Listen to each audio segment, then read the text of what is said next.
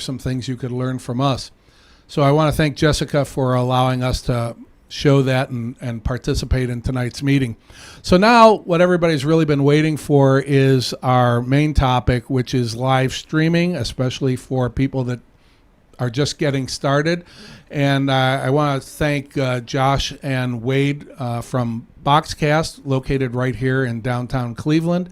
And let's take a look at what those guys look like. There they are. All right, and if you haven't met me before, I'm Wade, and then this is Josh, which actually we go into in the presentation, so I guess you will see it soon. Yeah, we'll introduce ourselves. So I just wanted to say, pay attention because this is really timely right now, and I know that I'm actually working on doing some live streaming and picking up some work that way, and you can do live streaming with one camera, one tripod. You don't even need a wireless if you get an audio feed into your camera or with a wireless. Or you can do a big setup, which is sort of like we got going on here. We've got 3 laptops. We've got a video switcher. We've got wireless mics. We've got 4 cameras, lights, an audio mixer. There's a whole lot going on. But for now, we're going to let Josh and Wade take over and run the rest of this presentation. So off we go. Yeah, and to start, so what you're seeing on the screen now for questions, obviously feel free to comment them in. Rami and Lewis will kind of let us know, if you guys have questions, we can stop mid-presentation and ask them. We want this to really feel like interactive, like a Nova meeting, like if we were all at Winking Lizard and we were just, chatting it up and stuff like that. So feel free to ask questions as you go. So the other thing, Josh, I'll let you do this one. Another thing that I just wanted to make a quick note of, and I'll post this link in now in the comments. All the gear we're using today, I know there's going to be a ton of questions like, what cameras are you using or anything like that. I just posted it in. All the gear we're using today, you can visit this link, kit.co/boxcast, and you can check out everything that we're using in this video. And that includes cameras, that includes switchers, that includes capture cards, encoders, audio mixers, whatever. Obviously, there's going to be a little bit more on that page than what we're using today, and we're going to show you a couple of things, but there's so much more that goes into it than what we're showing you today. And I just think that use that kit site as a resource for any live streaming equipment recommendations. We're always updating it. We're always trying new things and experimenting with new things and then posting it on there. So please feel free to go around on that site and check it out. Yeah, absolutely. All right, so Josh, you want to talk a about little how intro you got about the video me. and stuff like that, how you got here? So about 7 years ago, Wade and I went to college together and we started a video production company called Bombable Media. We actually ran track together and Mount Union. We went to the University of Mount Union together. And we started making videos on our own. And from there, we hopped into kind of a whole new world that we fell in love with. After that, I started working full-time for a company called Boxcast, and then eventually Wade made his way into Boxcast. So we kind of lived this dual life of full-time video producers for our own company, and then full-time people that work for a streaming company. So it's a nice little mix. This picture of me, Rami also wanted me to know I did use this on the Bumble dating app, and that is how I met my fiance. And you're starting your life together. And we're starting a life together. So that's just something. That's a little side note there. If you have any questions, please feel free to email me anytime at josh@bumblemediallc.com. Yeah. And then to talk about me a little bit. So like Josh said, we met in college. We started making videos. It was all fun and dandy and stuff. And then I would say, actually, my first live switched event was with Rami, which is crazy now because that was about 5 years ago. It was right when I graduated college. Rami taught me. I didn't even know what a video switcher was. I didn't know anything. We actually didn't go to school for this.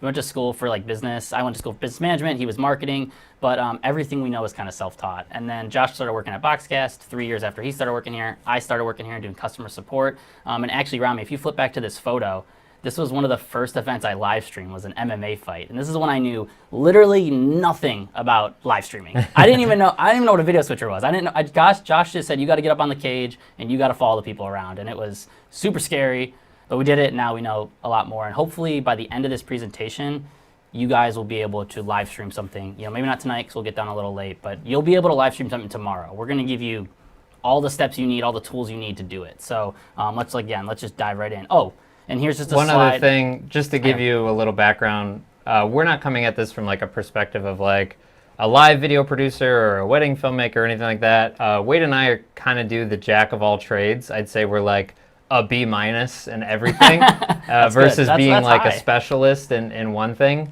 So we do everything from wedding films to highlight videos to literally live video production, live sports, graduations, etc. Then we have our own YouTube channel with Boxcast, and then we do our own corporate work as well. So everything we're telling you today isn't from any like standpoint of a live producer or a wedding filmmaker. It's as unbiased as we can be based on having worked in a little bit of everything. Yeah, and obviously too, we both work for Boxcast, which is a live video streaming company, but we're gonna show you a lot of things that aren't really Boxcast related. I mean, clearly there's gonna be some little nuggets in there, here and there. Yeah. But we're gonna try to make it, like Josh said, as unbiased as possible, so you guys could start streaming tomorrow.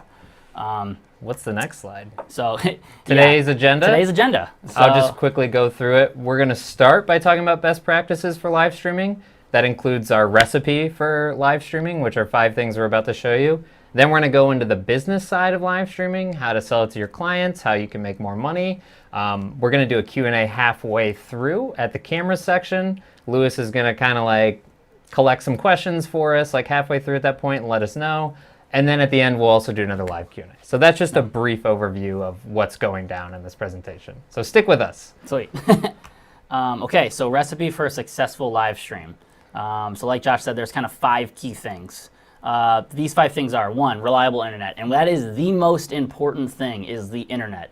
You could have, like, we have all this gear in here. You know, we maybe have $15,000 worth of gear in here. Doesn't matter if we have bad internet. Luckily, where we're at, we have great internet. But if we were trying to do this at the Winking Lizard, I can guarantee you on the would be a Wi-Fi mess. at Winking Lizard, it would be a mess, because they're not set up for live streaming. So you got to have decent internet. That's thing 1. Thing 2 is a video source. So obviously you got to have a camera. You know, that could be your iPhone. That could be, you know, the cameras we have here. That could be, you know, your GH5. You know, got to have some kind of camera. Next thing is an encoder, which we go into a little bit deeper talk about what an encoder is. It's basically just a device that sends your video data to the internet to be streamed.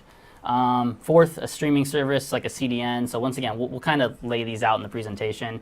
And then 5 is hopefully you have online viewers. I mean, Yeah, because if nobody's watching, like if we were streaming and nobody was watching today, we just did all that work for nothing. Right. So we don't really go into that today is in depth, but it's just a reminder that you're doing it for someone besides yourself. Yeah, and if you have a client who's maybe thinking about live streaming, or they ask you, hey, what should we live stream? I mean, one of the questions is, you know, do you think you're going to get viewership from this? Or if your Facebook page only has 10 likes, is it worth paying me to come live stream something, you know? So anyway, we'll get a little deeper into it all and stuff like that. But to start, let's start with the internet. The internet. Welcome to the modern era. The internet, I want to go back to this. The internet is important because it's the lifeblood of your stream. And without the internet, then there is no streaming. Somebody asked us on Facebook the other day, can I stream without the internet? Great question. The answer is no. But the internet is great. It gives us the ability to connect, and it gives us the ability to be together. But the problem is we're all using it at the same time. So if you look at this slide here, the problem is whenever you're streaming, there's probably a ton of other people in the building, or someone on your Wi-Fi, or someone on your Ethernet that's doing one of these things. So what can happen is it can get a little bit congested in the network that you're using, and it can cause your stream to drop out. So kind of related to the Winking Lizard example, if they gave us their public guest Wi-Fi and everything like that, and they had 100 people in the restaurant, let's just say 20 or 30 of them are on Wi-Fi doing all these things, uploading videos, they're doing Instagram Live, whatever they're doing, it would hurt our stream. So yeah, it would pretty negatively affect it. So the one thing you need to be aware of whenever you go live with something, or you're prepping to go live, is like, am I using a network that a lot of people are on, or should I try to find a more private network where nobody's doing all these other things in the GIFs on this slide? Right. So the first thing we recommend whenever this is like first thing, step 1, before you go live, do anything, run a speed test and figure out what your upload speed is. And maybe you can just pull up speed test right now. Oh, yeah. Here, let's see. So if you were to just go to, let's just say, you know, speed test. Actually, this is the speed test I like. I go to Google, and I just type in speed test, and they have their own speed test, and we just hit run speed test. This could hurt our stream a little bit because we're kind of like stressing the network, like, hey, tell us how much you can give. but we'll find out. So you could see, I mean, it's that easy to run a speed test. And Josh mentions that this is where you need to start at, because if you don't do this, you just need to know how fast your upload and download speed is. And generally speaking, you need better upload speed than download speed. I think that's where a lot of people get confused. Yeah, the difference is sending information versus receiving information. So most networks are prioritized for download because you spend most of your time watching videos, watching cat videos on the internet, and receiving texts and emails and stuff like that, versus when you're live streaming, you're pushing information, you're sending it. And I know a lot of you probably are familiar with this, and a lot of you are like, oh yeah, that's obvious. But some people, when they're new to streaming, they don't think of it like that. They think, well, I have fast internet, I can watch Netflix.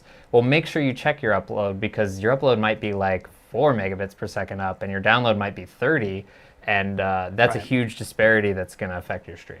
Exactly. So here's my whole thing about streaming on the internet. It's no different than if you're doing a mic check, or when you're recording a video, if you're checking your color balance or white balance. You know, you wouldn't start recording without doing a mic check and balancing the image and getting all of that stuff right and making sure your tripod's level. So the same thing goes for live streaming. Don't start a live stream without testing your network first. So just put your networking hat on. Take your like creative video producer hat off, put your networking hat on, and then say like, well, is my internet fast enough? Check it. I mean, we always try to make sure we check it the day before, the week of. I was going to If say, we're going to a new venue, definitely a couple days before. Right, yeah, I would say depending on the live event, and here's just an example of something we did. We got hired for a gig to stream a live gig down in Akron, and we both live in the Cleveland area. And they hired us to this big church conference. So we're like, cool, this sounds great, this is awesome. Now, it was at the John S. Knight Center, which you assume has great internet, right? Like, you just assume it's a huge conference center. It's like, it's got to have good internet. But we still went down. I think I went down there maybe 2 or 3 weeks beforehand, and all I did is drive to Akron, drove back, ran an actual stream, and luckily they had great internet. But then we knew that when we showed up on that Friday when the conference started, that we didn't have to worry that internet was going to be an issue. Yeah. So having that one less stress, Yeah. you know, and that's something too. You can build a client for that too. You know, add it into the cost of like testing the internet. Add another $50 in, or you know, your gas down to wherever it's at. Obviously, some situations, you know, driving out of state or going super far, it's not going to happen. Right. But in a perfect world, you know, you're going over to that place, you're testing the internet, you're running an hour-long test, doing some other work, and then you're like, cool, it worked, we'll be good to go. So. Point number 2 about the internet. This one's really simple. Most of the time, like 90% of the time, hardline connections are better than Wi-Fi. Just because, you know, there's all kinds of weird things that can happen with Wi-Fi signals. You're not connected directly to your router. There's things that can get in the way, like wireless mics and anything. If you're like on a 5 gigahertz, you know, I don't know how to talk to this. That's but if you're on the 5GHz setting or the 2.4 and you have other devices on those, it can be disruptive, whereas hardline is just always a little more reliable. Yeah, so. And I would say, you know, to this too, when you're talking to a client about it, it's, do you have a hardline connection? And once they say, well, kinda, but we have free public Wi-Fi, it's like, that's just a big no-no. Like, just you don't want to like obviously fight with the client, but just be like, hey, look, we're gonna need a hardline connection. If you want to take this event seriously and you want it to be good and successful, we need a hardline connection. Yeah. So it's kind of like, it's negotiable, but it's, you know, you definitely want a hardline connection. Yeah. Just want to stress that. So on to the next slide here. It's never use public let's Wi-Fi say you or fast walk into a Wi-Fi. building and you see a sign like this and you're like, ooh, great idea. Now I don't have to work for it. This is not the answer for you, okay? Do not use free public Wi-Fi. You're gonna like literally 75 to 80% of the time it's gonna fail on you, and somebody else is gonna be doing all the things we said before. They're gonna be using that network, and they're gonna be congesting your feed. I would say something just don't too. do that. You're actually, go ahead. Don't do that. One, if you have to do it, test when there's a lot of people there. Assuming your event's going to have 20, 30, 40, 50 people there or whatever, go and test when they have another event that has that many people there, so you know, like, I did a stream when there was X amount of people in the building and it worked on their Wi-Fi. If it does, it might work. Maybe it will work. That I'm not saying it's not going to. Just the hardline connection's always best. And Yeah. and it like is a lot we've better. done tests too where we've showed up, no one's in the building, we run a test, awesome, it works great. This is awesome. We're gonna be good. Then we go, film the event. There's 300 people there. All of a sudden, why is the network bad? Right. Wait, we tested. No one, Yeah, so it's but kinda, everybody showed up. Once again, situationally, it's hard to do that sometimes. And I'll but- also say, compared to free Wi-Fi, you're actually almost better off using cellular than free Wi-Fi, because at least with cellular, your service provider knows you're paying per gig or Right. for the data, so they're more likely to give you better service than a free Wi-Fi connection is. Right. So just avoid the free Wi-Fi. The next thing I want to get into is the concept of resolution versus bitrate. This one, I explained this last year, but I don't think I did a very good job. But basically, to simplify it, when you're in video mode, video recording mode, you're thinking like 4K, 1080p. I want the best resolution possible. When you're in live streaming mode, I want you to think more about bitrate and data. And to kind of illustrate that point, Here, you want- this little pipe is like an example of resolution versus bitrate. You can have a stream that's set to stream at 1080p, but if you don't have a high enough bitrate, you're not going to meet the standard for that resolution. So if you go to the next slide, basically when you're thinking of, how am I going to get the best live stream possible, don't think 1080p. Think, I need more data. I want to push out more data to my server or to Facebook or to YouTube. Yeah, and there are times with this too where you might think, obviously everyone's like, I want 1080p. Clearly it's better quality. Yeah. But if you're a client, maybe they don't have great network speeds, or they're not, they're kind of like our network speeds are just okay.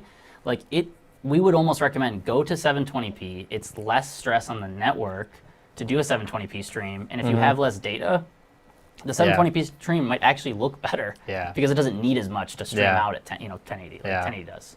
So. Amen. So if that is confusing, definitely email us and we could get Yeah. into a more in-depth convo about it. Right.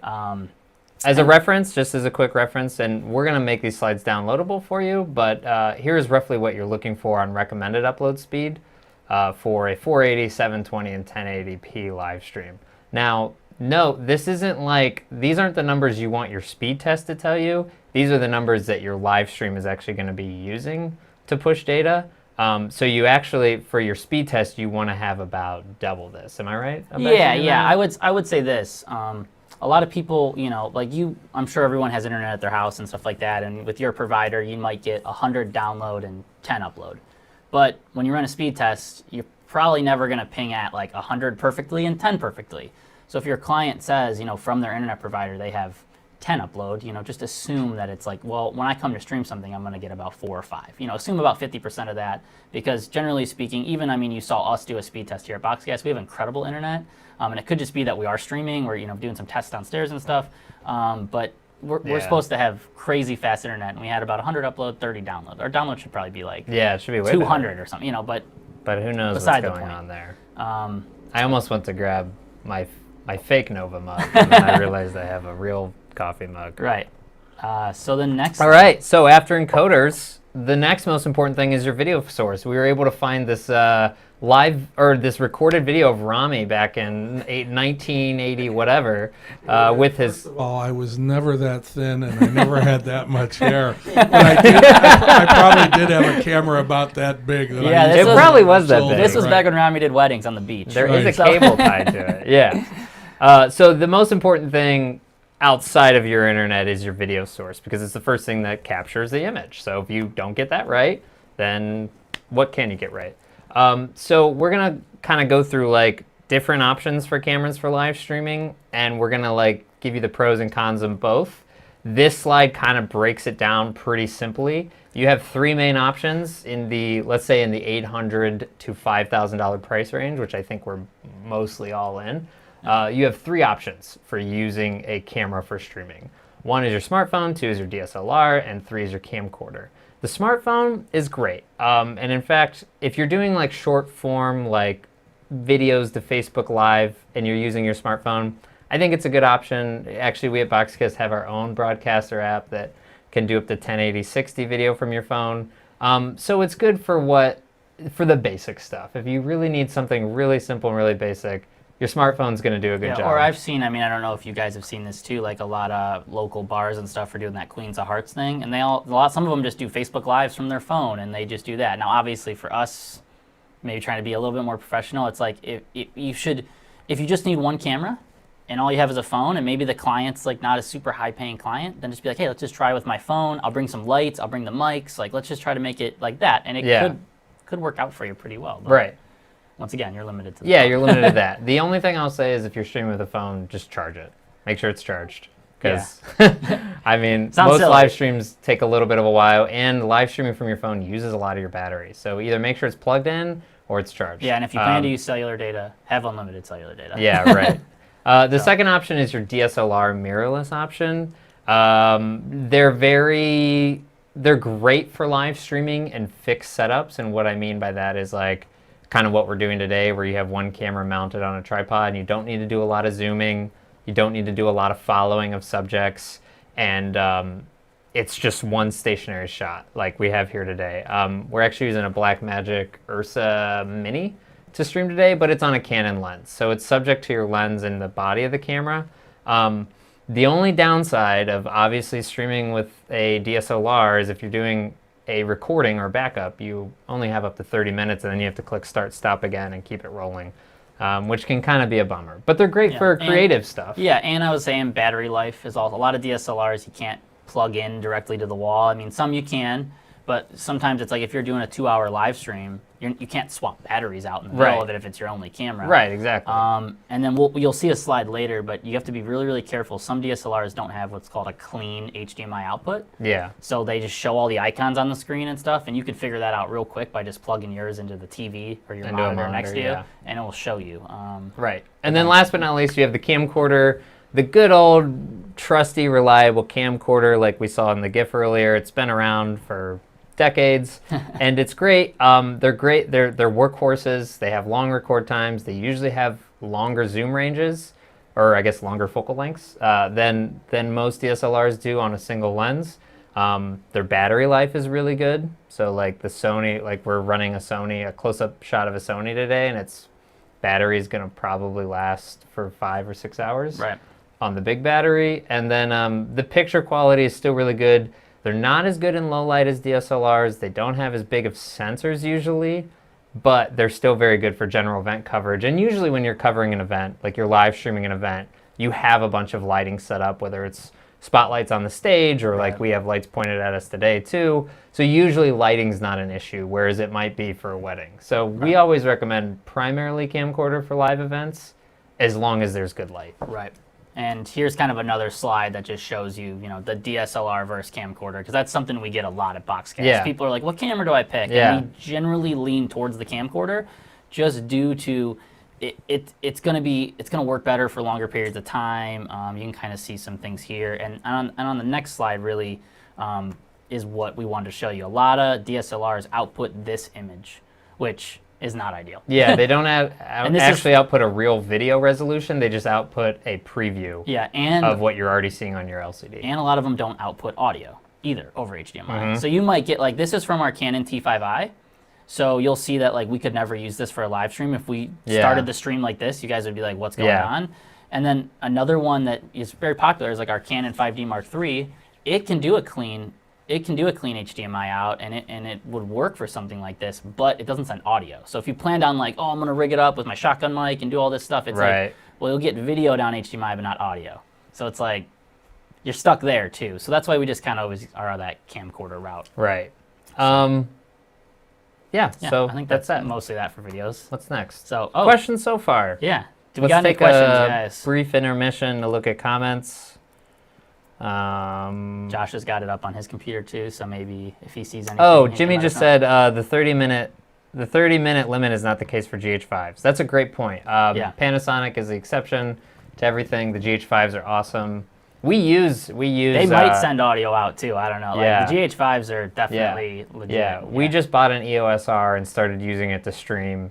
It does a great job. It has a live output that doesn't cut out. It's clean. Right. But it does have a 30-minute record time limit. So some of them do, some of them don't. But Yeah, if you're looking for that. You can backup definitely, recording. I mean, you can definitely use them, And and I they think look great. with us, with our Canon EOS R, we've been doing these cycling classes, and when we record and output via HDMI, it's probably gives you what, like an hour-ish on the battery, maybe Yeah. an hour 10. Right. So I mean, you could get away with it in some cases. Yeah. Probably for this meeting, we might be able to get away with it, but we don't have it set up right now. So Guys, can you just mention briefly your experience? Because I know you had other cameras that you started out with, and then you recently switched over to these Sony cameras, and kind of the reason that you wound up doing that, and what you found, why you made that decision, and are you happy with it? Yeah.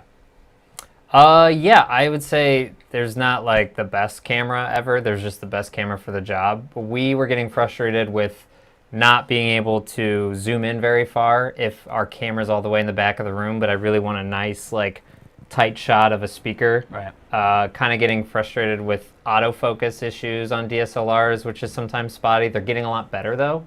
And we were just really happy with switching to the Sony NX5Rs, which is kind of a newer model of the NX5. It's been a great camera. For general event coverage, like, Yeah. it's just way more reliable. If we're cutting a highlight reel for something or something creative, we'll definitely still use a DSLR and bring it in the mix. But if it's just like they just want us to capture an award ceremony and they want us to cut between slides and a couple of cameras, I think a camcorder like a Sony is probably more reliable. And just having XLR inputs on them is really nice. Like, it's kind of funny how, like, you think you're never going to need them until your audio mixer is located conveniently right next to your camcorder, and you're like, well, I could just go right into the camera instead of having to run a bunch of cables all the way over to your video switcher. And so it just gives you more flexibility for in and out. And I would say, too, we recommend a lot here at Boxcast. We recommend the Canon Vixia line, so that's Vixia. Those cameras range anywhere from like $200 to, you can get a $2,000 Canon XA 30 or whatever. But I recommend those cameras a lot, too, just because they're so easy to use. But I love our Sony cameras now. Yeah. So, yeah. I saw that, I think Jimmy posted something that said the other reason not to, or one of the main reasons not to use your phone is the audio quality is going to be absolutely horrible. Yeah. So maybe you could speak to that. Yeah, in order to actually get good quality audio while streaming from your phone, you would need to, if you have an iPhone, you would need to actually plug into the Lightning port on it and send a feed over XLR, use an XLR to USB interface and convert that to Lightning. And it's this whole process. And even then, when you get to that point, the app you're using to stream may not support that adapter. So it can be a real headache. Yeah, and I would say, too, Rami, if you cut to this camera here, that little USB port on the back of our audio mixer. Let's maybe turn the there we go. That's what Josh just said. You can USB out of that to a Lightning adapter that has USB. Yeah. And generally, that's the best way to get audio from an iPhone. But as Josh mentioned, we've seen a lot of people who maybe like Facebook, and here I'm gonna go back to get this back on Rami. But we've seen a lot of people where sometimes it's like they have some connection, for whatever reason, Facebook Live doesn't want to read how they have it set up or anything. So it's all about testing too. I mean, we should have started with that too. Just like testing your network speed and stuff, or running a speed test. You have to test all your gear and stuff beforehand, make sure it works. But yeah, any other questions? No, somebody's commenting on the color. It's very flat lit, and we look like vampires. Thanks so much for your patience. I think. Well, we're doing a little bit of everything right now. It's a run and gun category. Yeah. Is basically what we're doing. Yeah, we're doing a little bit of everything. So we appreciate you understanding that we didn't actually have time in all our busy schedules today to make sure this looked perfect, but. Jimmy does say he wants to see the lighting setup, so maybe you can... no. Hit him with a big shot. Yeah. Okay. Yeah, it's not good, Jimmy. We're not lighting experts. But, I will say we had a lot of daylight, too, and now we lost some, so that's probably messing us up a little bit. That's as well. Yeah, the lighting conditions changed in here, too, which was not great. Which is not ideal for a stream, obviously. Send him some steals. Yeah, send him some stills. But anyway, on to the next thing. Yeah, what's the next slide? Encoder. Encoders, step 3. What's an encoder? Yeah, Wade? so let me explain this for you real quick. So what is an encoder? Briefly mentioned it before, but it's just a device that takes your video signal and sends it out to the internet for a live stream. I tried to make it as easy as possible. It can be a hardware encoder, so it can be like a physical box or device that you plug into your switcher, or it can be a software encoder, which basically you plug into your computer or something like that. So we kind of go through both or give you some recommendations for both. We're not going to spend a ton of time on this, but it is stuff you could research and look at later. To start, hardware encoders. Like what do they look like? What are they? What are the price points? Here's 2 hardware encoders that you could get. Teradek VDU Pro, let's let you stream to Facebook, let you stream to YouTube. The Sling Studio. Sling Studio is kind of cool because it lets you wirelessly bring in cameras. It's kind of like a video switcher. But these are just 2 encoders that I would recommend looking up too. And obviously we have to plug our own encoder, which would be the Boxcaster. So if Rami wants to switch back to us here, there we go. Josh, you want to hold it up there? Yeah. So at Boxcast, we have our own hardware encoder. We've got this, it's called the... Upside down. Oh, There we go. nice. So this is the Boxcaster HDST2. It's got HDMI on the side. It's got RCA for audio and composite if you're still doing, that SD This quality. is my Vanna White. And then Boxcast also has something called the Boxcaster Pro, which has SDI inputs, XLR inputs and stuff like that. As I mentioned, we're not going super into it. Yeah. But I'll explain. Yeah. I'll just explain. Like the biggest advantage of having a hardware encoder is just the fact that you don't have to rely on your computer's CPU and GPU to stream, and you can use that device for anything else you want to do, like adding graphics or monitoring your stream or anything like that. Just saves you like the headache of having your computer crash. You don't have to use them. We're going to talk about software encoders too. But a hardware encoder is a more reliable option if your computer isn't super beefed up and awesome and ready to stream. So we have a couple questions, and Sure. I want to get them in because they're kind of disappearing off my screen, so I can catch them while I can still see them. Katie asked, can a live stream automatically create closed captions? And Ronald also said a couple weeks ago, and I think it was right after everybody stopped going out and everybody started live streaming, that a lot of these churches, the streams were not going out, they got all bogged down, and I don't think, it was going to Facebook. That's not an issue with Facebook. That's with the streaming companies, I think, not being able to anticipate how many people were actually going online to catch that, and it just jammed everything up. I think that might be the case, and before you move on, I just wanted to have you guys address that if you could. yeah, I'll do captions first. So, and not to plug Boxcast, but with Boxcast, you can do automated live captions and stuff like that. So you could automatically, like I said, with Boxcast, on a Boxcast player on your website, you could create automated live captions. So like our voices and everything we're saying right now could be live caption. It doesn't transfer over to Facebook and YouTube. And I think with Facebook and YouTube, you can do captions after the fact. Yeah, you I can. don't think they have They will live auto-create captioning. them. Yeah. Yeah. So you can auto create them after this. So maybe we'll do that for this meeting too, where you'll see that we'll be captioned and you can see kind of how good Facebook does picking up our stuff. But yeah, so that's the captioning one. For live streaming, getting bogged down and everything like that, there was definitely like a 3-week period where I think it was like, I don't know if you want to call it in waves, but where some services were not working. I know if you didn't hear, was your mic on, Rami? Oh, It was not. okay. So Repeat the questions. Rami asked 2 questions. Sorry if you didn't hear it. Captioning. Can you do automated live captioning? Which I answered. The second thing was from Ronald, basically being like, a couple weeks ago, were live streams just going down, or a lot of churches were having trouble live streaming.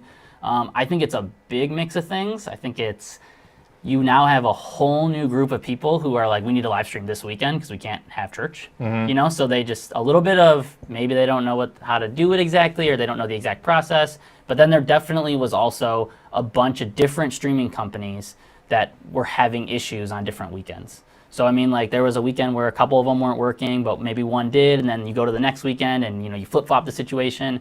I think everyone now is kind of caught up and is ready to handle anything moving forward. But Yeah. I mean, it happens from time to time where Facebook goes down on a Sunday or YouTube stops working. It's just the nature of live streaming, It's the nature of the beast. Yeah. You have to rely on the big 500-pound gorillas in the tech space in order to. Yeah.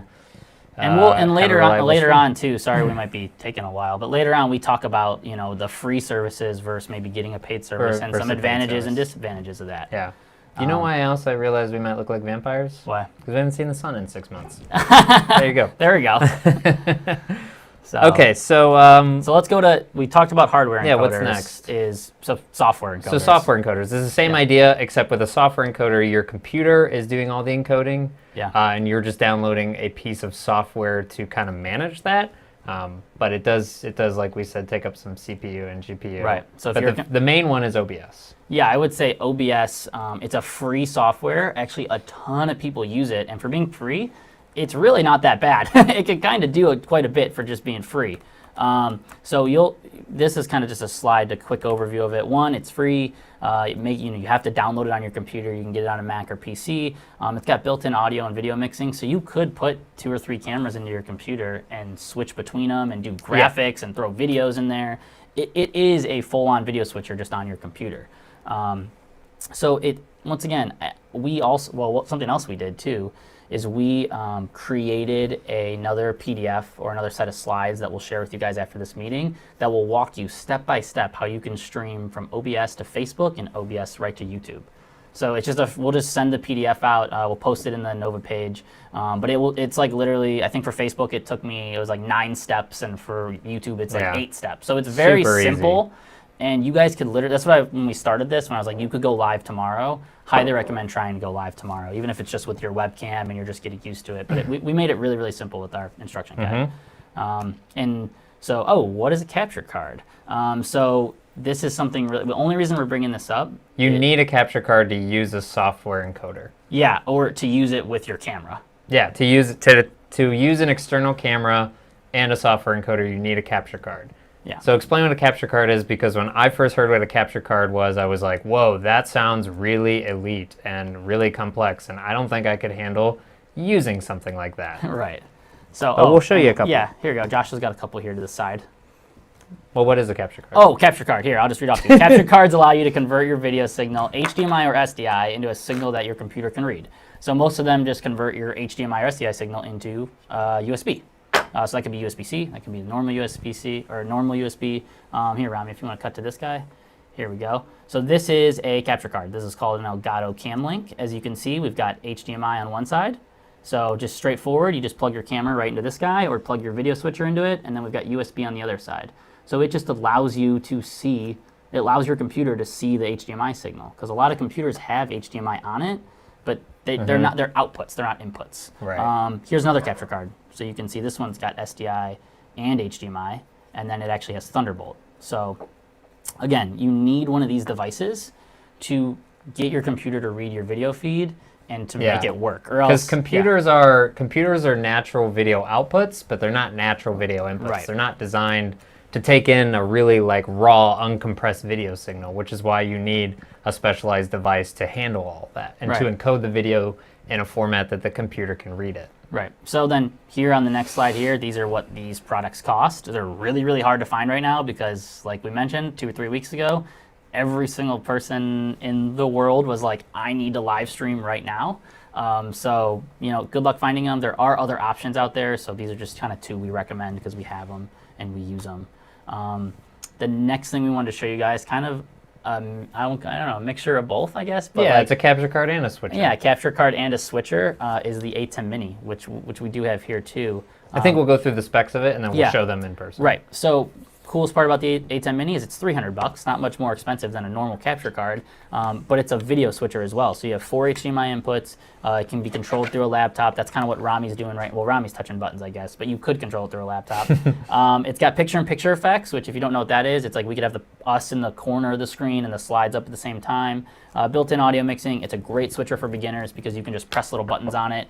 And the only thing it doesn't have is a multi-view output, which if you are familiar with live video production, you can't really see your angles before you switch to them. So if you're only doing 1 or 2 cameras, not a big deal. Like if it was just this straight-on shot in our PowerPoint slides, not a big deal because you're like, I know what the shots are. Although Blackmagic is releasing a pro version for Right. $600 with the multi-view option, I think. I don't think it has multi-view either. I know. I think it just lets you stream. Well, then what are we paying for? So it might though. But do you want to show them this? Yeah, guy? so this is the ATEM Mini. You can see Yeah. I literally can just palm it like this. It's very small. Go in your it's backpack, tiny. which is nice. Yeah, it's literally smaller than it's It's small. smaller than your laptop. Yeah. This is the device itself. You can see how it sets up on like a tabletop really nicely, just like that. It's a very simple four input, one output switcher. There's a lot of like built-in audio mixing effects on here, so you can mute audio and raise your levels with these buttons right here. And then obviously you have the ability to adjust your microphone inputs and outputs. There's some nice graphics here which allow you to do picture-in-picture automatically just with the click of a button.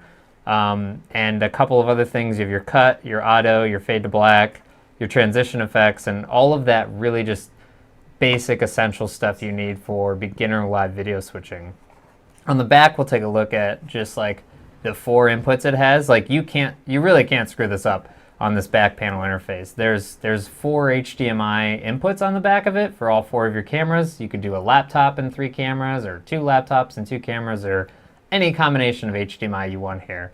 You also have 2 microphone inputs right here, just for any general use, although I would just recommend embedding your audio over HDMI here. And then of course you have your output here, and then a webcam out, which is really nice because this is, like we were saying, this is what makes it a switcher and a capture card.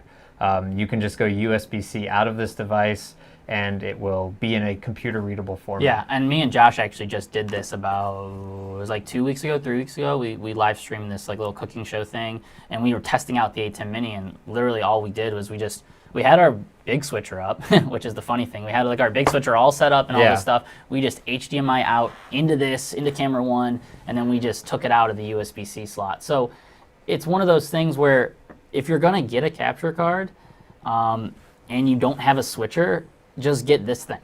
Just spend a little bit of extra money, because now you can say like, oh, like a lot of clients I know Yeah. for us, you know, they want PowerPoint and at least a camera, maybe Yeah. 2 cameras if you have it. Like Yeah. this thing could do all that and it can live stream it. Yeah. So Lewis, what's up?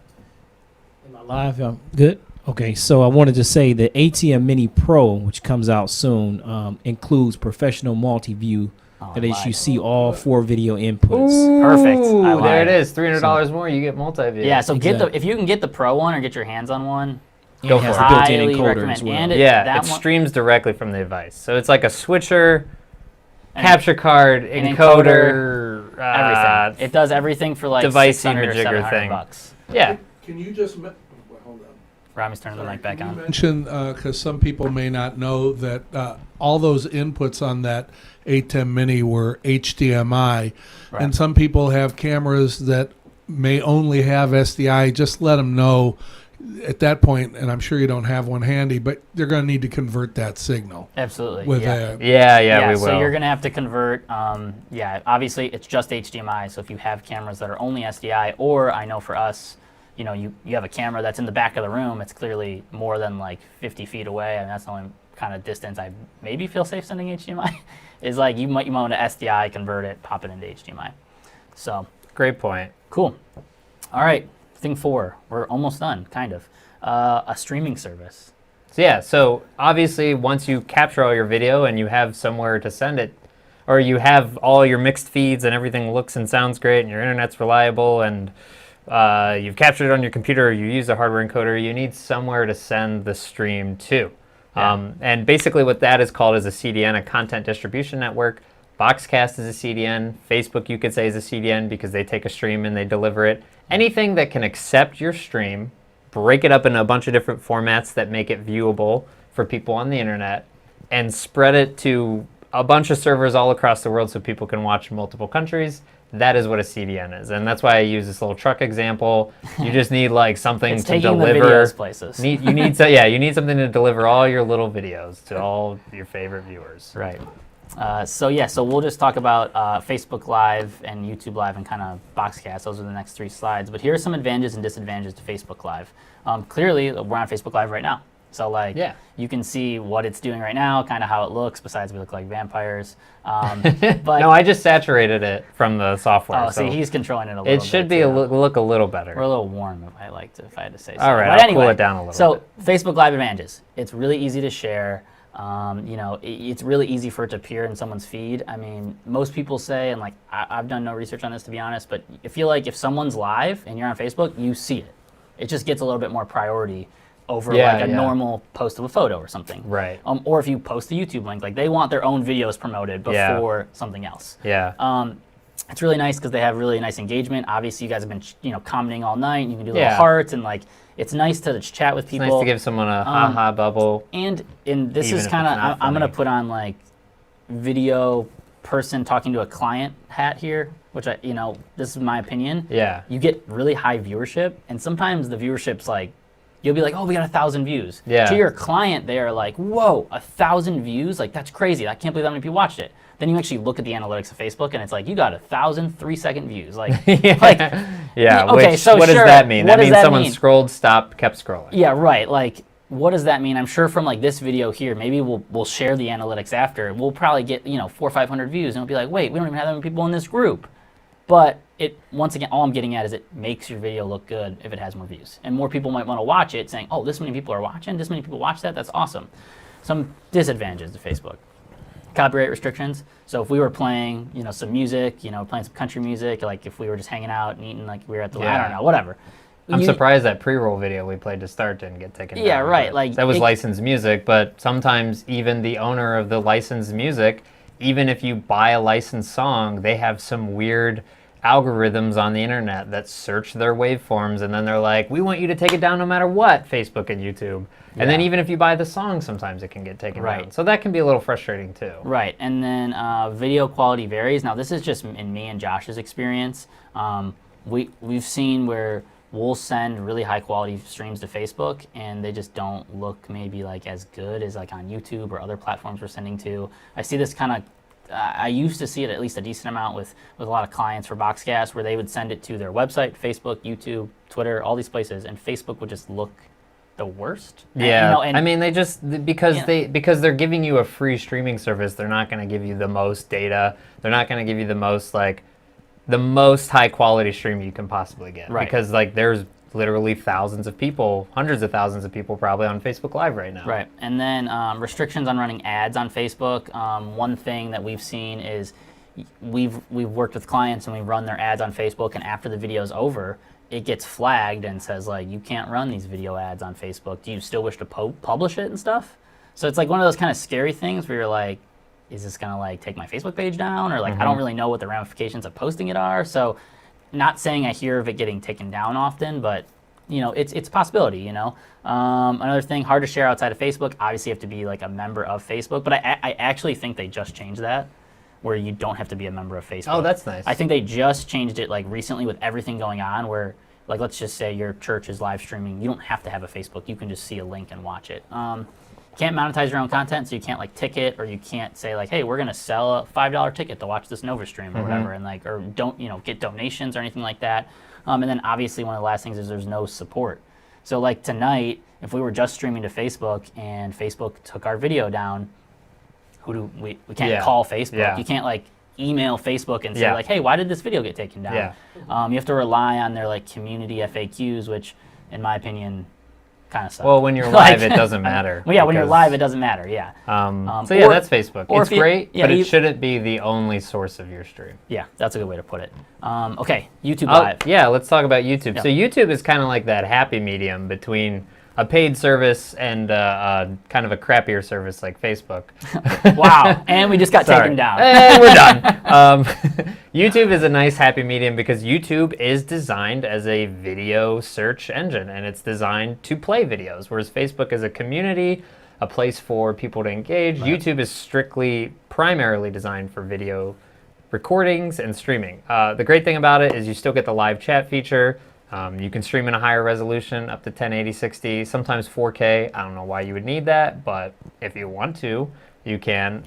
It's a search engine, like I said, so if you use YouTube Live, people can like search in a topic like, for example, what we do for Boxcast. We name videos like how to start live streaming or how to use a capture card with Boxcast. And then when people go to search that in, they find our brand, and then we get viewers that way. So that's Yeah. a really nice thing about YouTube as well.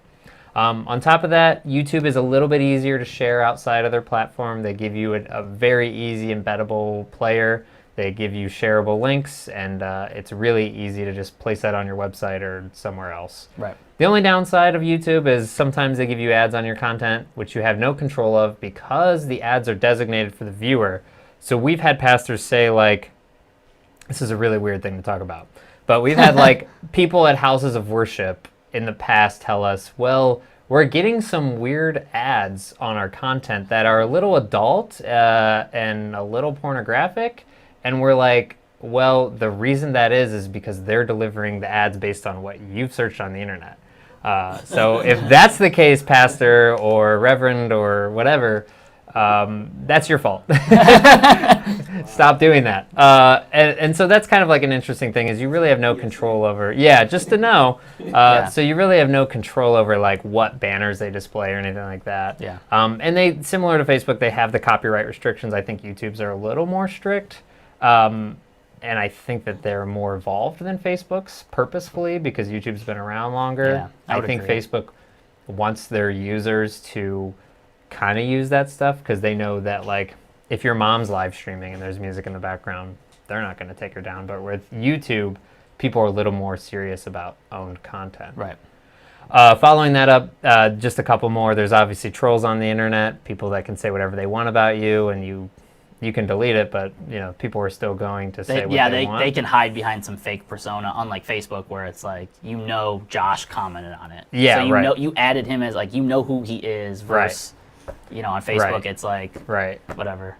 And then, of course, if you're going to go live with YouTube, just know that you need to enable live streaming for the account you're going on. So it's like a little setting. You have to get your account verified and approved, and then it has to be enabled for live streaming. You can't just go, like with Facebook, you can go directly there without any type of You can just go automatically. approval. With YouTube, you have to go to youtube.com/ do you want to type that in there maybe? Just youtube.com/features. We'll put it in the chat. But you have to enable live streaming, and I know with us, it's something we see all the time with clients here at Boxcast. They'll be like, our YouTube didn't work. Facebook and our website worked, YouTube didn't. Why? And it's like they never enabled themselves from live streaming because they set a YouTube account up a couple days ago. It's one of those really annoying things that's like, I don't know why you have to do it, but they make you do it to verify that you're real, and you gotta like text your number or whatever. And then again, no support. Yeah. So you get taken down on YouTube. But I think their quality is Yeah. great. I do. But I love just their think quality. it's not as secure, but it's a step up. Yeah, for sure. Okay, and then obviously Boxcast, there's literally no disadvantage. I'm kidding. There's nothing wrong with us. Wrong, but we gotta plug Boxcast because obviously we both work here. Here's some advantages. I'm not gonna list them off to you because I don't want to be that guy. But there's a lot of reasons you might want to pick a live streaming provider. If it's not Boxcast, someone else. List them off. Okay, Rami, go. Unlimited viewers, stream to unlimited social platforms, stream to smart TV apps, simulated live, dedicated customer support embedded on your website, stream using any encoder, highlight clipping, broadcast replacement, reliability and high quality, and actually tons more. And having used the service, let me, so people can Get 'em see on, who's yeah. talking. Here we are. Having used the service, I can definitely say that it's very easy to use. Basically, on the Boxcaster. Yeah, so we have obviously we have the hardware, which we showed you guys, and then we have a Boxcast dashboard that you guys can log Right. into and Right. set The stuff the up. little unit that I've used, you plug in power, you plug in your camera, you'll have your audio run through the SDI or HDMI line, and here I'll show you that one more time. Here we go. And here's how we can show it to you here too, Rami. Yeah, there you like- go. And then an Ethernet connection. And when the lights come on, it tells you got signal. And if you set it up on the dashboard when you want it to start, when you want it to end, it's fantastic. And the support is great. And Yeah, you can talk to me. and then I talk to you. Yeah, but I put it up on the slides here too, Rami. If you just want to show it real quick. I mean, the Boxcaster is a plug-and-play encoder. There's no buttons on it. It's literally this easy. You got power, internet, your video, and you can start broadcasting. So it's meant for people that, hey, maybe you don't want to learn a whole new piece of tech and type in your IP address and all this stuff. You just want to plug something in and go. Okay, I'll jump back ahead. So yeah, so So that's us. I would say disadvantage. If you it does cost. I'm sorry. Yeah. show that slide. I'm not sure if everybody The saw plug and it. play one? Oh, Yeah. Oh, cool. yeah. Yep. I may have been late to that. There you go. Okay, here we go. Just want to make sure that everybody sees that. Yeah. That So simple. yeah, it's that Okay. simple. So We'll get more into later because this is more about for beginners, but we'll get more into later about when you should pay for a service versus when you should just go free. yeah, that's true. Okay, and this is the Boxcast platform. To describe it to you very simply, you send your video source in, you send it to the Boxcaster, you send us one feed, and then we send it everywhere else. So with a lot of like software encoders or maybe other encoders, what you have to do is you have to, like, let's just say for OBS, you can only send one feed out of OBS. So you can say, I want to go to just Facebook. Like with Boxcast, like right now, we're going to the Facebook group, we're going to Bumble Media's Facebook page, we're going to my YouTube account, and we could be going to a website if we embedded it somewhere, but we didn't. So, and we're sending this, you know, you only have to send one thing through Boxcast to send it out to all these places, which is nice. So live streaming as a video production service. You want to go into this guy? Fixing our color a little bit so we don't look Yeah. trying to figure I'll this. go into it. So no we longer working. see this as an opportunity for you guys to make more money. Like what we do with our clients too is, you know, we basically with live streaming, you're gonna go set up, if you have a switcher and a couple cameras, or even if you're just gonna record an event, like with one camera, you know, you're gonna still go set up and do all this stuff. So live streaming, if you've never done it, I know sounds like a little intimidating, and hopefully, you know, we're making it a little easier for you to understand. But what's nice is you can, you know, charge your clients a little bit more money. You already are there all set up, like to live stream something, maybe you do just have to plug in your Teradek or whatever, or hey, get a capture card and plug into another computer and run OBS. Like you can make it where it's just one extra little step because it's just right at the end of the chain. You know, it's Yeah. your cameras, your video, Yeah. your video If you're switcher, already your audio there mixer. with all that stuff, you might as well stream it. Right. So let's go to Yeah, we'll break this Yeah. down for you. We'll just break down like a very simple use case that we run into quite often where we could just record it and make it really simple, or we could earn a little bit more money. Right. So let's say like a client comes to us and they're like, hey, we want you to capture this event. And we want you to post the recording later or send us the recording. You could probably do that. Some videographers, this pricing will vary. On the high end, I think, you know, you charge $800 for a full day. You set up a camera, maybe you give them like an audio feed and a couple of other bonus things and some basic editing, and that's $800. So there you have the opportunity to either say like, I want to keep this simple, or I want to like try to influence my client, take it to the next level, help them and help me and earn a little bit more money. Right. So let's take that $800 day rate and let's factor in live streaming into this. So you could start by recording the full day conference, $800. Then you can offer the ability to live stream the conference event, which includes, you know, using your encoder, maybe applying some basic graphics, Right. Testing the internet and stuff. So that's $500. If it requires you to come out like the day, a couple days before, test the network, get it ready, you could probably swing an extra anywhere from $50 to $150. That's like, these are all like exaggerated pricing, but I think some of our clients, like some of you probably have clients that would look at this and be like, oh, that's not a big deal. So network testing and consultation, which is for us, it's just like we go out 2 weeks ahead of time, 3 weeks ahead of time. We make sure we can get an internet connection. We know where it's at. We work with the IT team. We make it look good. We send them the stream and we're like, hey, it worked. Yeah, we're like, all right, cool. it's gonna work that day. It's going to work. We test the simulcast. We make sure it embeds on their website. It's like all the back-end administrative stuff that you probably do even for your other clients. Right. On top of that, then you could be like, all right, well, I'm going to throw a switcher in here. I know that you're probably presenting some slides and probably some graphics, some lower thirds, stuff like that. You could just tack on, just to do one camera and slides. You could just say like, okay, it's going to be an extra $200 just for that. And typically we found that one person can run slides and a camera on their own. Like Rami's doing it today and he's doing doing great. He's 6 doing like cameras. 6 cameras. Yeah, he's doing 6 4 cameras. cameras and 2 2 laptops computers. and 4 cameras. Which is great. So you could make yourself a little bit of extra money that way and make them really happy. Because I've noticed like with clients, whenever you bring those PowerPoint slides into it, you don't have to edit it and post, they're like, whoa, like typically videographers just point the camera at the projector or they don't do it at all. And this is one thing to just take it to the next level. Right. What's up, Rami? The other thing I wanted to say is that that's where also belonging to Nova really will help, because if you get into a multi-camera, like we're doing here, Right. live switch that you are gonna stream, you've got a lot of people in the group that are capable of helping you out. Whether Yeah. you need somebody like one of us to come in and coordinate the live stream or do the switching, or have somebody like Lewis, Tim, or any of the other members who are capable of maybe even, depending on how complex it gets, running all the graphics off the laptop, or Right. just maybe some camera people. So you'll be able to find resources, and you'll also be able to add money into your bottom line, and you don't always have to have somebody on staff that can handle that all the time, because if you're connected with the right people, especially in our group, you can find that. And I just wanted to mention that.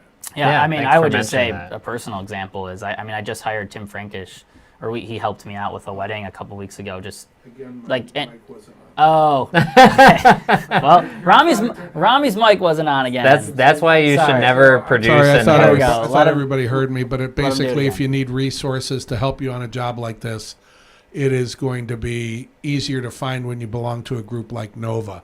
I keep hitting the switch, and the snafu is that it doesn't go on. So anyway, that's all I wanted to say. Yeah. Okay. And I was gonna follow up with, we've used people from Nova before, and it's Yeah. really, really helpful just to Yeah. have these resources, even if it's just to ask a question. I know people have called me and Josh and been like, "Hey guys, trying to live stream this thing. What do you recommend? What should we do?" And we're happy to like jump on a phone call, Oh, and help, yeah. and whatever, and like 100%. talk it out. What's our next thing? Okay. So here are a few talking points for clients that I just like to give people, and I like to use whenever we're having the conversation with a new client or an existing client about, oh, should I stream this event? Here's some influential reasons. It's not for everybody, but some people might be impacted by this. One, reach people who can't be there in person, whether it's like elderly people or people that are sick or people that live really far away. Number two is the ability to increase your viewership and reach, obviously outside of the people that can attend in person, which we're seeing the numbers of people that attend in-person events like conferences and stuff Right. like that. That number is going down greatly because of video production, and here's a good opportunity to make yourself a more valuable asset. Even trade shows, like things like that, people are spending less and less money traveling to go to those things, and they're more so relying on a live stream to do that, which saves them travel costs and Yeah. amongst other things. The other thing, this is the main thing. Number three is your content is immediately available for viewing, so your client doesn't have to wait 2 weeks for your lazy self to go in and upload it and edit it Yeah. and then wait for the internet and all that. I It's would- being uploaded in real time, and the advantage of that is like, great. They at the very minimum have a viewable piece of content. I It's mean- not fully edited. It's not polished like you want it to be, but we all want instant gratification anymore, and some clients are going to view that just as valuable, if not more valuable, than waiting for you to edit it and upload it later. I mean, this is a perfect example. Is we're doing this meeting live. Sure, we've had some hiccups, and maybe the color's not right, and Rami forgets to turn his mic on, and whatever. But the main point is, if there's someone you want to show this to, once we're done, you can just send them a link, or hey, join the Nova group. There's a video in there. It's going to be available instantaneously. Which I know even more recently, we filmed something where we did 3-4 cameras. We didn't live stream it, but the client was like, "I want it up tonight. Can you guys get it up tonight?" We're like, "Well, the event ended at 8:30." Yeah. And we're like, if we would have live streamed it, you would have had it. Yeah. Like it would have been done on Yeah. your site. Like we could have got you a raw recording or like the real recording edited a little bit like a week from now. Yeah. But we had to like hustle around and mess around for 2 days, and then we got them the video because yeah. So it's very for them. I see a ton of value in just being like your video is You can watch available it right now. Yeah. And then go back. And then last but not least, obviously, this is a really really rough time for people, and it's hard to stay connected with people. Right. Live streaming is just a great way to stay engaged with your community, especially if you already have a community like Nova does, and churches and education and pretty much any market that has a community. Live streaming is a good fit. And for this it. is just an idea, and this is something that if you guys know Tim Frankish, hopefully he's okay with me sharing this. I think he will be. And if you're watching Tim, text me later if you're not. But he did a free live stream for this like dance party that he had. He did it. It was free. It was fun. It was cool. and then there were so many people who watched it and liked it that he actually got like a hired paid gig from it. And he just spent he did a little research. He talked to me a couple times. He set all his stuff up that he already had, and he did a live stream through OBS with like his son's capture card, and then he got hired to do some gigs that are going to be relatively something to do right now, while all of us kind of don't have those gigs. So I would just recommend find that organization in your community that maybe needs live streaming and like practice with them. Like if it's a church, if it's a local library doing something, it's like, hey, I'll come and live stream something for free 1 or 2 times. If it's working good, maybe you can give me a couple $100 or whatever it might be. Yeah, right. So cool. So this is the next slide. Yeah. You shouldn't live stream everything. Trust me. Not everything is for live streaming. So these are the things, like if you are a videographer, these are the things that you should live stream. And then on the right here is like the meh, you could, but you probably won't make a lot of money doing it. So the yes is like sporting events for sure, whether it's youth, amateur, or semi-pro or professional. I know a lot of guys in the group are at that level. There's graduations, which are huge, and once they come back into play, there's just so many people who cannot attend graduations because their kid goes to a college that's in another state. Or the venue's not big enough. Or the venue's not big the enough. graduation we do each year, they only hold like 250 people in the auditorium, which does not hold the whole family. Exactly. So graduations are a really big one that are really nice to put together pricing packages for schools. Corporate presentations are happening all the time. Like I said, it's getting harder and harder for people to attend some things in person. And so that's a good opportunity for you to come into your corporate clients and say like, yeah, I can stream this. I can do this. Education is a big one, although most of those will happen probably on a retainer basis if it's like a course capture type of thing. Right. Then there's house of worship services, whether it's like a synagogue or it's like a Catholic church or a non-denominational church. Those are happening on a regular basis. I think you mentioned you're streaming on YouTube. They want to know what site. Oh yeah, are we going to? Here, Josh will post it. Type in. We'll find it here for you real quick. What account are you on? Just do like Wade Clark. I don't know. It's like on a YouTube account that I rarely have, that I rarely use. Scroll down. Here it That's is. not you. Here I am. Oh, okay. Let's hope. There it is. Yeah, there you are. Yeah. It's also streaming on your Facebook Bumble Media page. Yeah, it's on my Bumble Media page, and then it's also on YouTube. And just for you people who are trying to call my bluff, boom, Josh just posted it. Well, they're going to be delayed, so they're going to be like, why did you post that it's link? going to be a little delayed, but okay.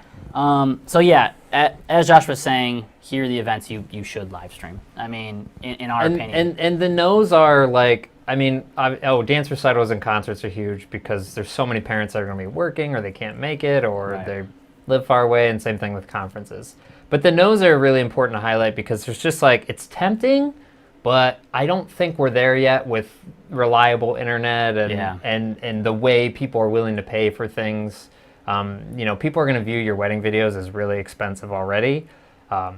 If it's for a family member or someone I would recommend streaming it. But if it's for a client, like you have to get to the church and test ahead of time. You almost need a whole other team at the wedding day to do the live stream. Right. Because if you're running around with DSLRs or camcorders, whatever you stream with, do you want to go to the church like 30? I mean, you have to go like probably an hour early. You need a dedicated person. You almost need one person to be like, I'm going to do one camera, I'm going to do 2 cameras. And that's where you hire Rami. That's what. And my mic is on for that. Yeah. I just want to let you know.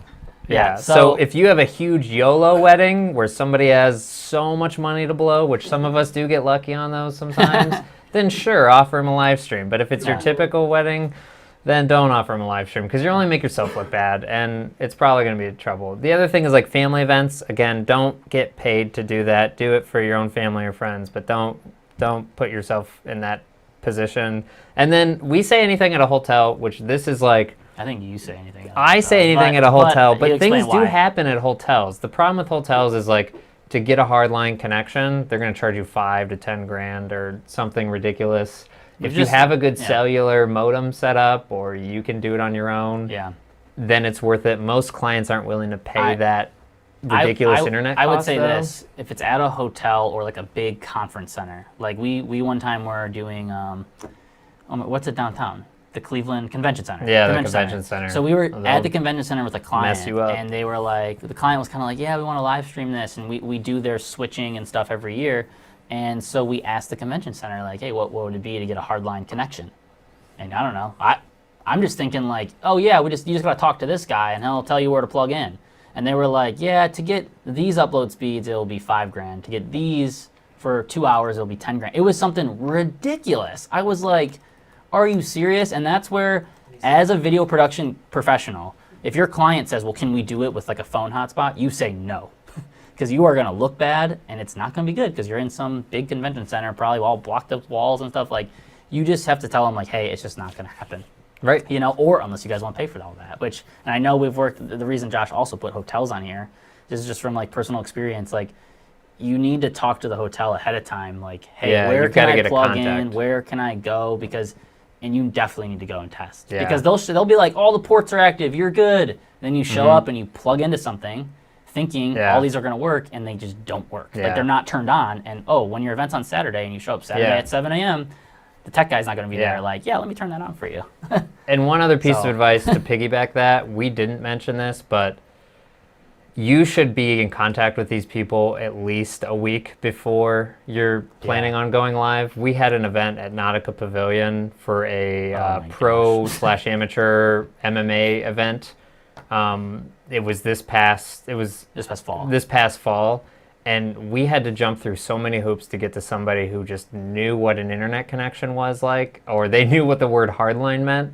So you're gonna have to like aggressively jump through some hoops, and that's where you need some time. You can't wait to the last minute to get to that point. Yeah. Luckily, the day of, we finally got something, but if we wouldn't have done that literally 3 Josh, weeks out of the I fight. I kept asking Josh. I couldn't attend this because I had to be somewhere else. I kept telling Josh, I'm like, do you have a hardline connection yet? He kept being like, no. I'm like, email the lady again. He's like, I've done it 2 times. I'm like, we need to get Yeah. a hardline connection or this will Yeah. fail. And And that- like, luckily he did. He came through the clutch. But and that's what we call social engineering. Yeah, so it's like that's a whole it's- different art form. in yeah, itself. and we can go on about stories about that all day. We don't have all night. Okay, This question. is a quick questionnaire. I Yeah. just included this. We don't have to go through all of them. Right. We'll include this in the PDF, but these are just some things we like to ask clients before they agree to live stream, just so we have a good idea. You know, we want to know about the internet. We want to know about the contact for the internet. We want to know where they want to go. I think that's the most important thing. It's Right. like, yeah, we're gonna stream it, but do you want it to go to YouTube and Facebook at the same time? Do you want it to just go to a website? Is it private? And this is a good opportunity for you to open up a bigger conversation and Right. maybe make some more money off of it. Yeah. How many camera angles do you want? Obviously, the more cameras, the better you look. If you can hide a couple of cameras in your cost and provide it to them, you're gonna make them super happy. And then do you want PowerPoint slides, graphics, and stuff like that? Yeah. And I think a lot of you already know this already, but obviously hooking up to the venue's soundboard. If you are newer to like doing multicam and stuff like that, like that's a whole nother topic in itself, but it's like testing the network. It's like you show up somewhere and you need to know like, how am I getting audio? And like, if they're like, you're micing them all up, you're like, well, they already have mics on. Why do I have to Yeah. mic? Like, can't I just take the audio Right. feed and being in contact with those audio people before? Because if we were using like our camera audio here, you guys would be like, yeah, I can hear, but it's not super great. Audio is half the battle. So that's a whole nother webinar in itself. Okay, so when should you pay for a live streaming service? I promise we're almost done. We're really close to being done. Thank you for hanging through we'll this. Run through Q&A, Yeah. Here are kind of some things what we recommend. Free services, obviously, if you have, low viewer potential, like you just kind of, it's just something maybe for fun your client wants to do. You know, maybe they just want to have like, something that they just think is like not super important. So if something goes wrong, it's okay. Like if it goes Right. wrong and it's free, it's whatever, it's free. It's Right. fine. Streaming occasionally, like if you're only going to stream, once a month or once every couple months, then Yeah. you could probably then just you get don't away need with to- yeah, then you could just do one-off. things. and I'll let you kind of read through the rest here. Basically, to Yeah. me, it's like you should pay for live streaming when you do it a lot. There's a lot of people watching, and you need it to be really reliable. If it's something that's a little more casual, Yeah. and you don't need a backup plan for, and your client is comfortable with the risk of an outage, or they're comfortable with the possibility of uploading at a later date, if Yeah. something goes wrong, then you're fine. Yeah. Like then you don't need to worry about paying for services. Right. Most people that pay for Boxcast, they have like communities of 300 or 400 live viewers that, like, if the stream goes down, they have no way of going to church that week, or they're going to completely miss the Right. game. So this is where it becomes like really important. Or for a graduation, it's like, I can't miss my kid walking across the stage. Yeah. That's so important for me to see. That's a situation where it's like, all right, well, maybe a paid service is going to be a better option for you. Right. But it just, again, it all depends on your client's comfortability with it and how important it is for you to stay live. Okay, some fun, frequently asked questions. FAQs. I'll breeze through these for you, Josh. Okay. Not breeze through them, but what? How do I protect my content? So you can make it private or unlisted on YouTube. You could hide it behind a login on their website. I think that's the best case scenario. It's the safest is like way. your client has a member login where someone has to log into their account and then the embed code is on the back end. I know with one of our clients, that's what they did for YouTube. All their members have the ability to access some portal that only they can see if they log in with their credentials, and then the video was on the back end. So, you know, that's always really nice. Or you could send them a link for YouTube as well, being private. Or you use a service that has like password protection or geo-blocking. So you could actually like password protect the stream and say like, hey, on the website you have to have the password Nova Yeah. 2020 to watch it. Yeah, and there are a lot of services that do that. Right. Vimeo does it, Boxcast does it, a couple of the custom ones do it. None of the free ones do it, but you do have to pay for it. But Right. you can pick and choose It's just, from there. yeah, and maybe your client ends up picking that cost up for you for Yeah. the paid service. So what happens if the live stream cuts out? You know, we write this in any contract we have with especially new clients and stuff like that.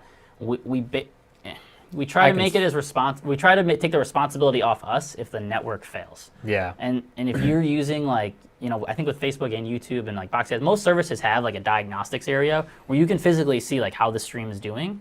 So if you could show them a graph that's like your network failed on us, like it's not our fault. You still have to pay us. Yeah, right. Long story short. Yeah, I mean, a perfect Yeah. example is I was streaming a Lutheran conference at the John S. Knight Center last summer, Yeah. and the entire ISP went out for all of Northeast Ohio, I think, or it was the Akron Yeah, area, no, and or something what's like that. crazy is, so my parents' company was affected by this. They're up in Cleveland. Yeah. And like there was even like people's phone lines were going out. Yeah, yeah. It was huge. It was a huge outage. And continue. Sorry. Yeah, so it affected basically a lot of people that were using this service provider in Northeast Ohio. And luckily, we had explained to the client ahead of time, like, hey, this is something that happens. Yeah. We don't usually get a lot of like critical live streams where they're not accepting of that, but they were understanding. Funny enough, I was able to pull out my phone and live stream from the Broadcaster app using cellular data, so there was still a stream going in some ways. But in that case, like it's important to tell your client that it's almost like an act of God clause, right? Yeah. Rami has more to say There we about go. this. And I just think as long as you have that clause in your contract, it protects you, because I've done the same thing. We went in and tested everything the day before. Everything was working. We went in early and tested it, and everything was working. Then halfway through the show, the whole building went down. So it wasn't just us. So they need to know that that can happen, and that that's outside of your realm of responsibility, and Right. that you're not going to have to refund them money just because that went down. They have to know that that's a possibility, and it needs to be in your a clause in your paperwork. It does, yeah, because it's just so many weird things can go wrong too. I mean, I've been on live stream projects where there was a security threat in the building and they had to move to another location and they couldn't stream. So there's just so many weird things that can happen that you want to like cover your bases there. Yeah. I mean, our stream we do webinars here at Boxcast with basically the same setup, and it's only happened once, thank God. But we had a time where our whole internet went out at Boxcast, just conveniently from 2 to 3 when we're trying to stream. Everyone in our building lost internet, so everyone watching was like, "Where did the stream go?" Yeah. And then like it came back 2 minutes later, but things like that can just happen. Now I do have a video. Yeah. Speaking of that topic, I'll just post it because I think it's worth it. John Steely will like this because he mentioned a live view as well. But you do have still contingency options. They're a little more expensive. It's a process called cellular bonding, where you combine your Ethernet, your Wi-Fi, and your cellular connections all together. So if you lose your service provider over Ethernet, you can hop over to cellular right away and still keep going. Right. I'm going to post a video on YouTube that I made of like how to live stream from remote locations. That link will explain a little bit more about what you can do or how you can spend a little Or- bit more money to and have bond. backups and stuff. Yeah, too. have backups and bond them, and other cellular options you have as well. But that's worth noting too, that if you get to the point where you're ready to take it to the next level and have super contingency, then the live view is a good option for you, and Yeah. cellular is a good backup plan. Yep. So last couple slides here, I guess we'll get into, like, I just wanted to give you guys a couple of different options to just summarize the whole thing. If a client comes to you and they have like a streaming project, you basically have three options in my opinion. One, you can be experimental, you can DIY with a free service like OBS and YouTube Live. That works great. We do it ourselves sometimes. And we're gonna, like I said, we're gonna post some PDFs that literally show you step by step how to do this. So Yeah, right. Go test it. Go see if it works for you. You can do it easy. Yeah. So you can do that. That's option one, and there's nothing wrong with that. Use a capture card like we recommended today, and use OBS, and as long as you have good internet and a good computer, it'll look and sound great. Yeah.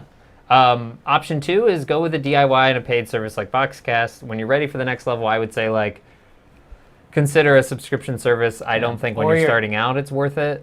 Right. I Or think if your down the road client- it's worth it. Or if your client wants to go to multiple destinations. Yeah, And yeah. you don't want to rely Yeah. on like your computer Yeah. to do all the work. It's like Yeah. think about Yeah. doing, or the, hey, Right. Yeah. We have a ton of video production companies that use Boxcast to stream. We use it ourselves. We have our own account, and then there's a ton of video production companies that use it. But you know, they can justify it because they can justify the $1188 a year because they're making 20 grand a year off of live streaming services. So it's Yeah. just like it's no different than anything else you invest in. If you can justify the return, then do it, and if you can't, then rent it. Yeah. Sneak it and in that those client costs. yeah, exactly. And that leads to option three. You can always reach out to me and Wade. We have our own Boxcast account. We can rent it out to you. Oh, and you can also hire us to Right. kind of manage the streaming part. If you're like, I have this client, they want to stream. I really just want to focus on making a really awesome live production, but I need someone to focus on, I don't want to worry about the stress of the network and the internet and managing the account. You can always like either just hire us for our hardware and software, or you can like hire us as people and we'll like discount it for you so you can still make money off the top. Yeah, and we'll work with your client directly. Yeah, because we want you to make money. Yeah, we'll work with your client directly and be like, when can we test? When can we do this? Right. You know, we'll make sure it goes smoothly for you. Yeah, and we've done that in the past with John Steely. We've done it with, I think we've done it with you. We've done it with Rami. We've done it with different people. So we're definitely flexible, and we're not super expensive either. Yeah. Because we're young and We have time. yeah, yeah, and we have time. So I think that's it. Just a little bit of background about the place we're at today, just because I have to, little shameless plug about our studio. Based in Ohio City, Cleveland, Ohio, like Rami said, Boxcast is a complete live streaming platform. What's different about us is we make high quality streaming really easy for organizations. So this is a picture of all of our employees and the goofiness that happens. This is at the rooftop of our building. But those are the people, so please feel free to reach out to us anytime and ask us on the Boxcast side with any questions as well. Right. Is that it? I think we're done. Questions. Questions. We did Oh. it. We did it. And Yeah. here, Rami, if you want to switch this slide, Yeah. if you want to learn more, Josh has an awesome YouTube channel. It's under the Boxcast channel. Just type Boxcast into YouTube, go to it. He has tons of videos, like 100 videos that show you things from 130. 130. Things as simple to me. I mean, but once again, this is the good videos. What the difference between HDMI and SDI? You know, what network speeds you Yeah. need for live streaming, to videos more advanced, like how do you do captions on your broadcast? How do you Yeah. do a green screen with OBS and stuff like that?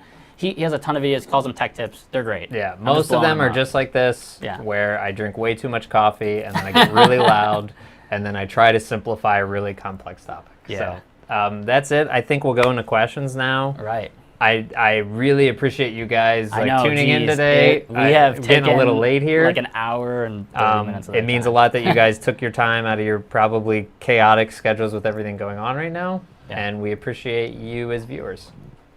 And I think everybody can, if anybody has questions, although the live stream is a little bit of a lag compared to what we're doing, so Right. you're probably just hearing this now, even though you already mentioned it, that please type in some questions on the Facebook chat under comments so we can read them and see if there's anything we can answer or they can answer for you. Yeah. We're happy. And one thing, Play a little bit of I had smooth something dinner really jazz. good to tell everyone that I forgot. I should have like wrote it down midstream. I was like, this needs to be addressed at the end, but I forgot. Ready for you, Lewis? Oh, do you want me to camera on Lewis? Well, yeah, sure. Yeah, Lewis deserves a little bit of airtime. Yeah, deserves some love. Lewis, The Nova Lewis has been swag. patiently waiting here. Yeah, for give him on his- that Nova swag. There we go. So one of my questions is, obviously, when you have a crisis like we have right now, and a lot of people are trying to live stream, what do you see people should watch out for? Like, I know some people are probably taking advantage of them. I know some churches are probably paying for Right. subscriptions to things that they don't need, or Right. you Yeah. know, could be better I off agree. using YouTube for. Right. So Right. tell us a little bit about what you see and maybe what you suggest in terms of better options than maybe what people may be approaching them with. Yeah, I think that first of all, if you're a church and it's your first time streaming, you should try it for free first, because that's more of like the walk before you run method. Right. One, you know, like if we go back to the criteria about when you should pay for streaming, if you're just streaming for the first time, your viewership count is going to be really low. So you're going to be spending a lot of money for something that probably isn't worth it, you know, in the long term. If you're a church that has a big community, or if you're a school like St. Ignatius and you have a huge fan following, or anything like that, Yeah. then I think paying for streaming definitely is justified. But if you're brand new to it, walk before you run. Use Try- YouTube. yeah. Use the capture cards, like we said. Right, We and- cut to those shots. Like, buy some simple stuff like this, and just get started on your own, because there's no reason to like pay a lot up front for something that you don't know is going to work. Yeah, I get both sides of the story, Lewis. I'd say I get the people who say like, hey, we started streaming on Facebook through our phone, and we just kind of wanted to do something a little bit more professional because people started to like it.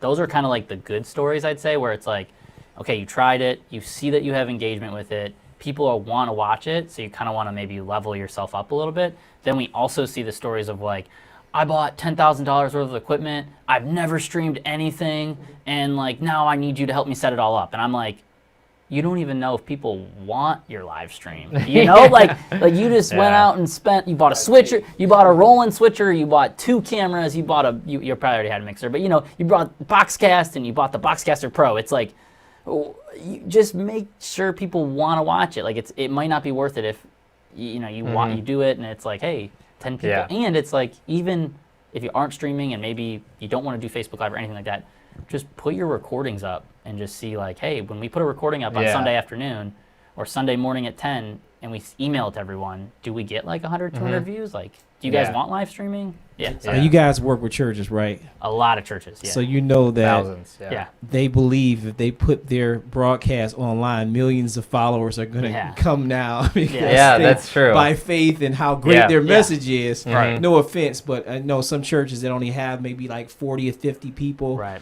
So what is their viewership really going to be? So I'm like, okay, Right. you're paying, you know, all this money each Right. month for some service, and I'm like, well, Yeah, I Yeah. think that's the same with anything like you do when you start creating content on the internet. It can be really sobering when you go live for the first time and you're like, oh, only 3 people are watching or Yeah. 0 people Or- are watching. I mean, So you should never really like when we started the YouTube channel Boxcast, the videos sucked. The production was bad, but like also nobody was watching, so it was kind of okay. And then we kind of matched production quality.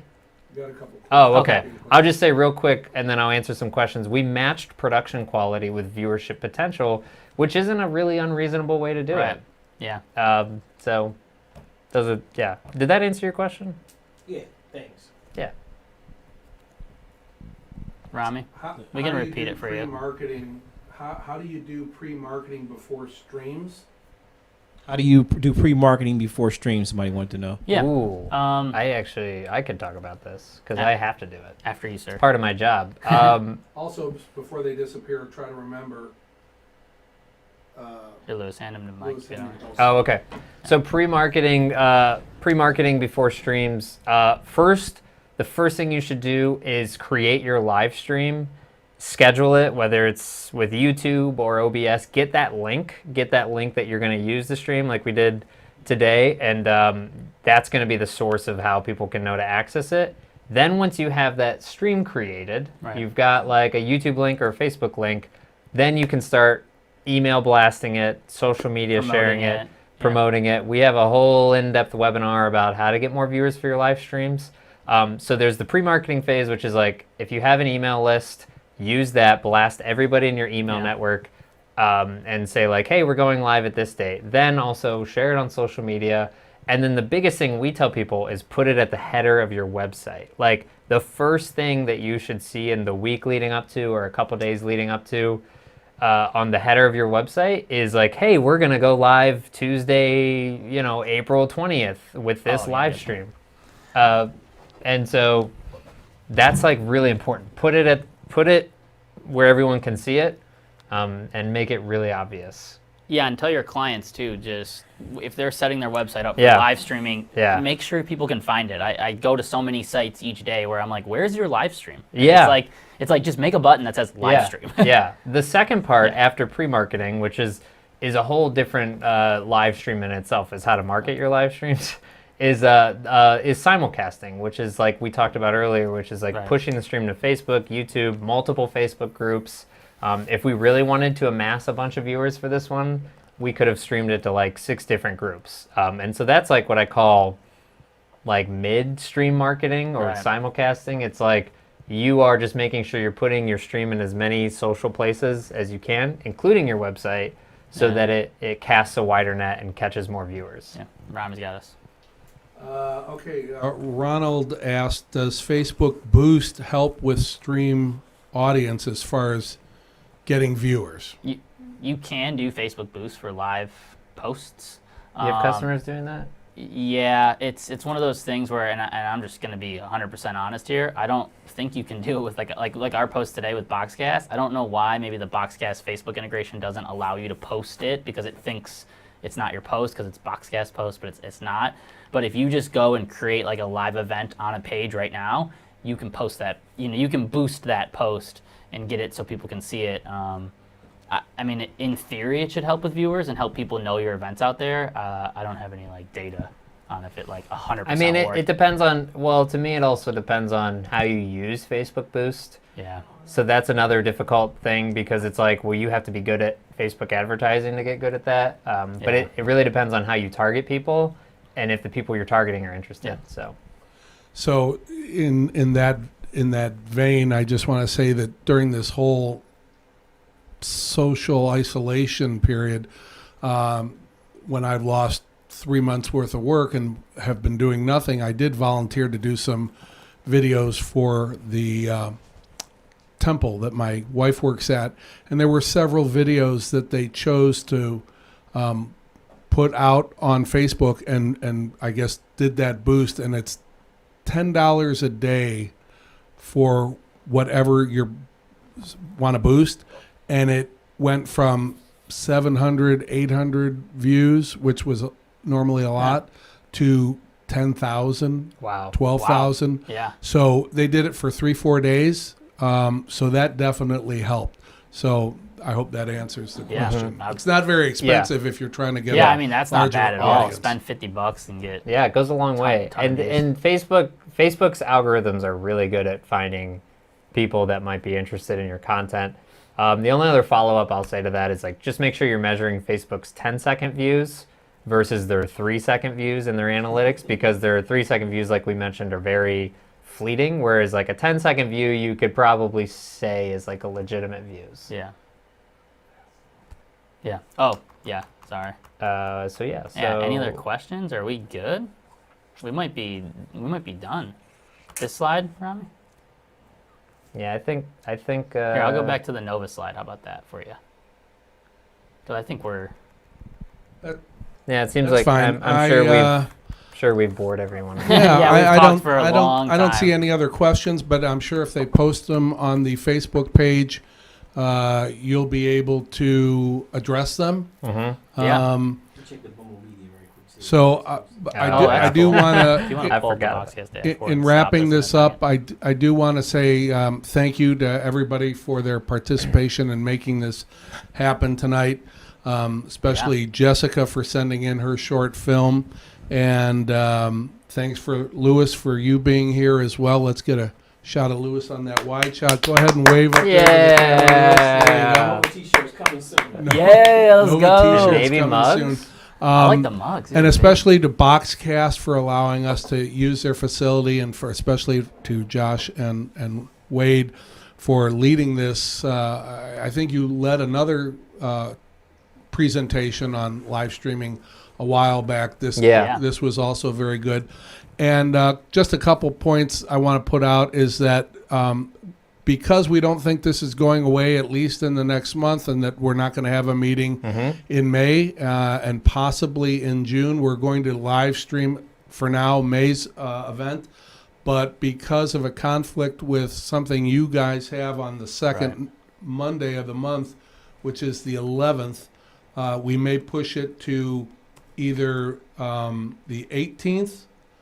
I may have a conflict. Right. I may not. But it can be any day of the week now that, really nobody's working for the most part. And everybody's kind of sitting at home waiting to watch something besides, stuff on television. Right. Having said that, I do want to just make one plea to everybody that tuned in that normally doesn't come to our meetings or is not a paid member of our group, and that is to consider, if you're local, coming to our meetings so that you can engage with us, because this is exactly the type of meeting that we do on a monthly basis. And we usually get a pretty good crowd, but we'd like to see more members and we'd like to see more people participate. So hopefully this has enticed you to some degree to be a part of our group and be a more willing participant on a regular schedule. Lewis, is there anything that you want to add? There's a question. Hold on, here, take this. Sorry about that. There's a question on the Bumble Media page here. So a church pastor said, we are considering using the PTZ Optics Yeah. camera solution to live stream our church services. We are using an iPhone currently. What are the pros and cons of making this purchase? So it's $10K for 2 cameras. I know you probably have a little bit more knowledge concerning that, Rami.